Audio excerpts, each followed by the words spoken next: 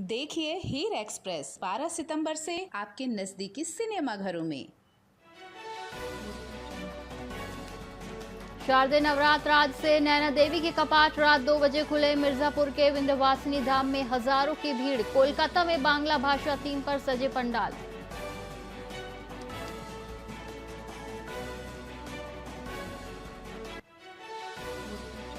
हरियाणा के इकलौते कुरुक्षेत्र भद्रकाली शक्तिपीठ की आरती तैयार। दिल्ली के जज ने लिखी, बोले देवी मां सपने में आई, 52 वाद्य यंत्र बजे।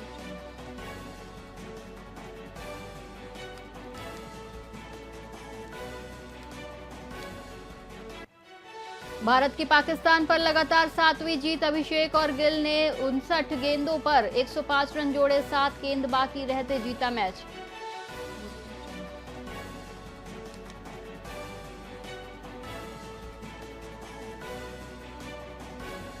रायपुर का वीआईपी रोड आज से वन वे। एयरपोर्ट से लौटते समय सर्विस रोड से आना होगा। मेन रोड पर गाड़ी चलाई तो 5000 चालान कटेगा।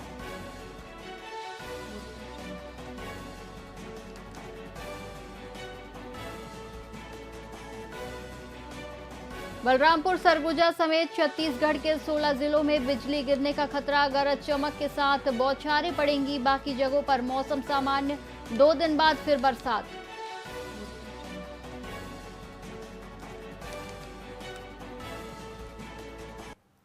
नमस्कार, आप देख रहे हैं वीआईपी न्यूज और मैं हूं आपके साथ एकता। बुलेटिन की शुरुआत करेंगे भिलाई की खबर से, जहां अखिल भारतीय समाज उड़ीसा समाज छत्तीसगढ़ ने भिलाई के समाज भवन में नुआखाई महोत्सव का आयोजन किया।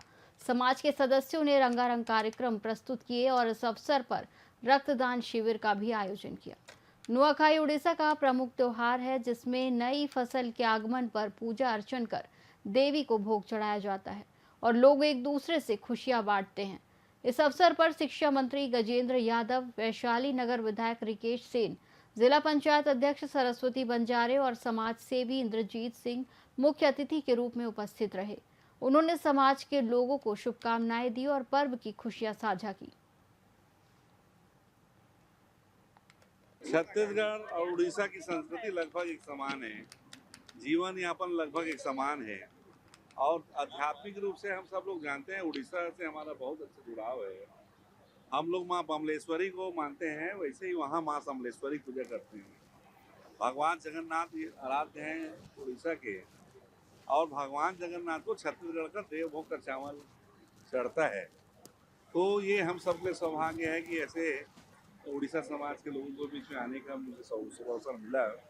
मैं इस अवसर पर सभी उड़ीसा वासियों को बधाई देता हूँ कि लगभग 70 वर्ष में पहली बार जो हम लोग यहाँ कमल फूल बोलते हैं उसको लोग पद्म फूल बोलते हैं। पद्म फूल पे वो बटन दबा के भारतीय जनता पार्टी की सरकार बनाए और मुख्य धारा में अभी बहुत तेजी से वो जुड़ रहे हैं।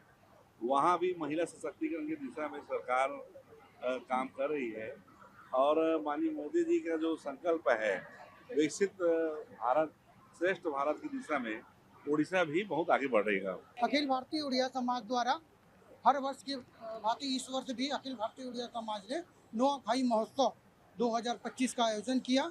इस आयोजन में प्रदेश के कोने कोने से कलाकार यहाँ मौजूद थे।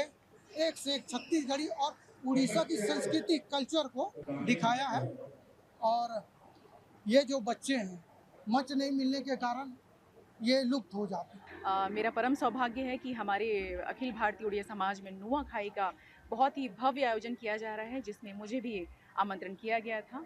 आयोजन बहुत ही भव्य रूप से मनाया जा रहा है, जिसकी मैं समस्त उड़िया समाज को शुभकामनाएं प्रेषित करती हूँ।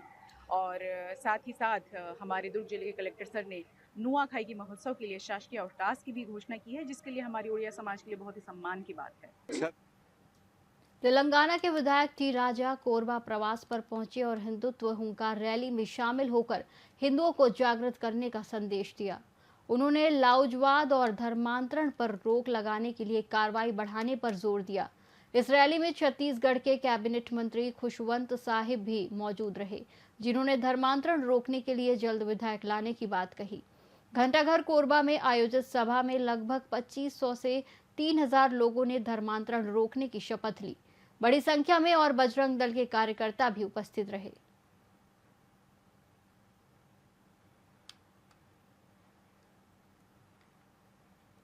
निश्चित ही हम सब चाहते हैं कि धर्मांतरण नहीं होना चाहिए।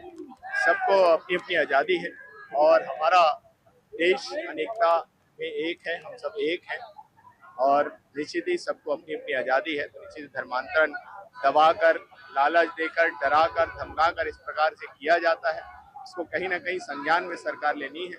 और माननीय मुख्यमंत्री जी ने अभी सुदर्शन न्यूज़ में जब उनका बातचीत हो रहा था तो उसमें उन्होंने कहा था कि आने वाले सत्र में धर्मांतरण पे एक कठोर कानून लाया जाएगा ताकि धर्मांतरण रुके और किसी भी गरीब मजदूर के ऊपर किसी प्रकार का अन्याय ना हो। इसके लिए कठोर कानून आने वाले सत्र में लाया जाएगा। निश्चित ही आज आपके छत्तीसगढ़ में हिंदुओं को बचाने का कार्य राष्ट्रीय स्वयंसेवक संघ कर रहा है, विश्व हिंदू परिषद कर रहा है, साथ में बजरंगी कर रहा है।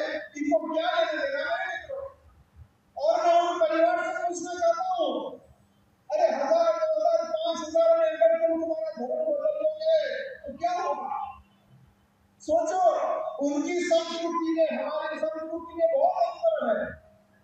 हम हमारे भगवान श्री रामचंद्र जी को पूजते हैं और ये किसको पूजते हैं? भगवान आने वाले नहीं है, भगवान आने वाले नहीं है, ये बात ध्यान रखो।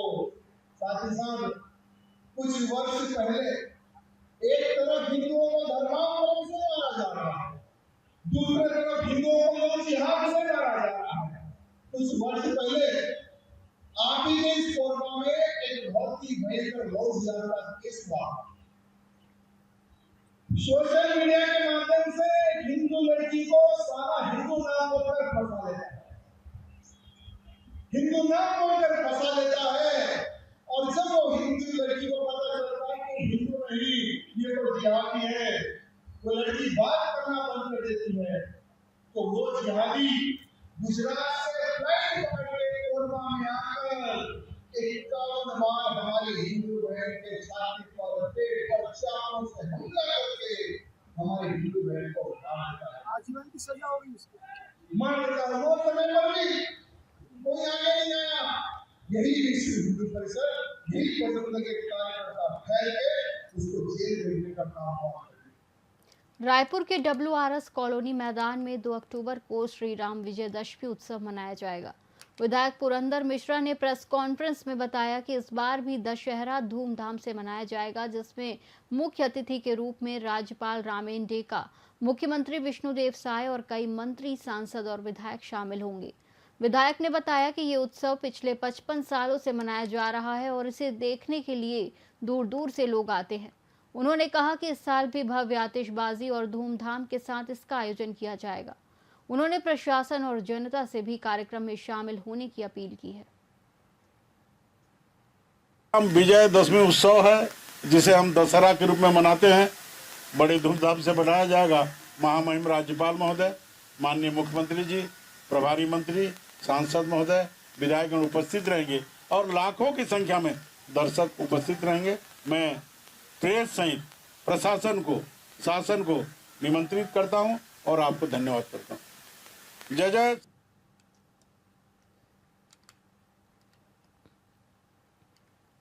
डोंगरगढ़ स्थित नवोदय विद्यालय में 6वीं कक्षा के एक छात्र ने स्कूल के कुछ छात्रों और शिक्षकों पर मारपीट और प्रताड़ना का आरोप लगाते हुए आत्महत्या की कोशिश की। पीड़ित छात्र ने आरोप लगाया कि स्कूल के कुछ छात्रों ने उसका गला दबाने की कोशिश की, जिसकी शिकायत करने पर भी कोई कार्रवाई नहीं हुई। इसके बाद उसे धमकी देकर फांसी लगाने के लिए दबाव बनाया गया। वहीं स्कूल के प्रिंसिपल और शिक्षा अधिकारियों ने इन आरोपों को सिरे से खारिज कर दिया। उनका कहना है कि छात्र की आंखों में समस्या है और वो शारीरिक रूप से कमजोर है, जिसके कारण उसे स्कूल के रूटीन में दिक्कत आ रही है। अधिकारियों ने इसे हॉस्टल लाइफ की मुश्किलों और घर जाने की इच्छा से जोड़ा है। हालांकि ये पहला मामला नहीं है। पिछले साल भी इसी स्कूल में एक छात्र ने आत्महत्या कर ली थी, जो स्कूल प्रशासन पर गंभीर सवाल भी खड़े करता है। इस मामले की फिलहाल जांच जारी है। बाकी बच्चों में और उसमें काफ़ी डिफरेंस है सर। एक्चुअली सबसे पहले उसके जो आई का इशू है, एक आई से तो उसको बिल्कुल भी नहीं दिखता है और सेकंड आई में भी 30 या 40% है जो भी विज़न है। तो उसकी वजह से ना वो कुछ भी चीज़ क्लियर नहीं देख पाता है। तो उसकी वजह से उसको कई बारी डिल्यूज़न भी होते हैं कि कोई मुझे मारा, जैसे धक्का लग गया किसी बच्चे से तो उसको लगता है भैया मुझे परेशान किए या बच्चा मुझे परेशान किया। तो इस तरह की केसेस उसके साथ होते थे। तो हम लोग उसको समझाते थे कि बेटा ऐसा नहीं है ना। और फिजिकली सर उसको बहुत प्रॉब्लम है, बहुत वीक है वो, मतलब अंदर से। सर मैं तो बस 3 दिन पहले ही मैंने ज्वाइन किया है नवोदय विद्यालय डोंगरगढ़। तो मुझे ये पता चला, जैसे मुझे कहा गया है, यहाँ के स्टाफ मुझे बताए, एक बच्चे का है भावेश जैन जो क्लास 6 में एडमिशन लिया है और वो एक्चुअली एक नॉर्मल चाइल्ड नहीं है। लाइक उसके आईज़ की बहुत प्रॉब्लम है। एक आँख, जैसे पेरेंट ने खुद बताया कि एक आँख उसका काम नहीं करता है और जो दूसरा आँख है उसमें 30% ही विज़न है, 70% विज़न नहीं है, राइट। और उसके कारण क्या होता है कि उसे और आने जाने में बहुत तकलीफ़ होती है, राइट। जहाँ से डॉर्मेट्री से स्कूल आना, अनेक बार आना जाना, तो वो जो थक जाता है और इवन हाउस मास्टर का खाना खाने भी नहीं जाता, उसे उठाकर खाना खाने ले जाना पड़ता है, राइट। जी सर। मीडिया में जो खबर चल रही थी और अखबारों में भी छपा है, तो स्वतः संज्ञान लेकर के मैंने बीओ को भेजा तो जाके पता करें, और उस वक्त कलेक्टर सर के निर्देश में मैं भी आया यहाँ पे। तो बच्चा बहुत छोटा बच्चा है और परिवार में बहुत लाड प्यार से बचा हुआ है। तो हॉस्टल लाइफ की कठिनता या जटिलता को देखते हुए शायद इस प्रकार की चीज़ें उसके मन में आ गई थी कि यदि मैं कुछ करूं तो शायद मुझे घर परिवार वाले वापस ले जाएंगे। इस बुलेटिन में फिलहाल इतना ही। आप देखते रहिए VIP न्यूज़। नमस्कार।